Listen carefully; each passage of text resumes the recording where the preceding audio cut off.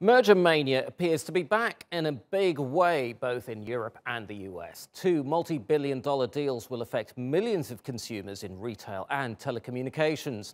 UK food retailer Sainsbury's has agreed to buy Walmart-owned Asda in a $10 billion deal, which will create Britain's biggest supermarket group by market share. Together, they'll have around 2,800 stores across the UK. Sainsbury's says the combined firm would generate up to $680 million in new cash for investment. They say the merger could lower the prices of some products by up to 10%. Across the pond, the US saw two of its biggest telecoms companies agreeing to merge. After more than 4 years of talks, T-Mobile has agreed to buy rival Sprint for $26 billion. The combined firm will have more than 127 million wireless subscribers, surpassing Verizon and AT&T.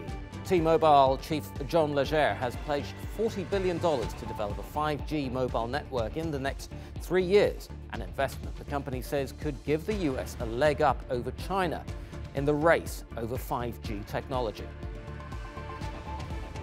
Global tech leadership for the next decade is at stake, and only the new T-Mobile will have the network and spectrum capacity to quickly create a broad and deep 5G network in the first few years of the 5G innovation cycle, the years that will determine if American firms lead or follow in the 5G digital economy.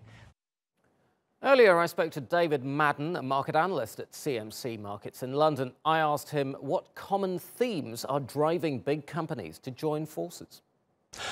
Well, the common themes are fairly obvious. You take a couple of players which are, say, in either second and third place or third and fourth place in their own industry, and then they effectively team up, either a merger or a buyout, and then actually look to move up the pecking order. If you take a look at Sainsbury's and the Asda tie-up, for example, Sainsbury's is in second place position in the UK supermarket sector, and Asda is in third place. There isn't much in it between the two of them, but when they're combined, and if this merger does actually go ahead, they're most likely then to knock Tesco off the top spot, and then actually look and use their synergies and their cost-cutting tactics to actually hopefully for them remain in the top spot. So the classic theme is if you're in third or fourth position or second and third, you team up and then actually you try and knock off number one. I think it's quite realistic that they can cut costs, but in relation to the size of the cost, that's yet to be seen. Sainsbury's stated they expect to cut costs of certain everyday items, everyday household items, by 10%, which is quite considerable. I think that's a bit optimistic. Who knows, they may achieve it, but it's quite realistic that they can cut costs. There's a lot of cross-selling in between the two.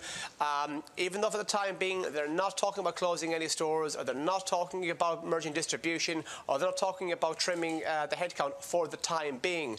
But this hasn't been given the green light by the regulator yet, and there's always a possibility the regulator may say we're only giving you the green light for this merger if you actually trim down the respective sizes. So for the time being, there are no plans for losses of stores or members of staff, but that actually could be something imposed by the regulator.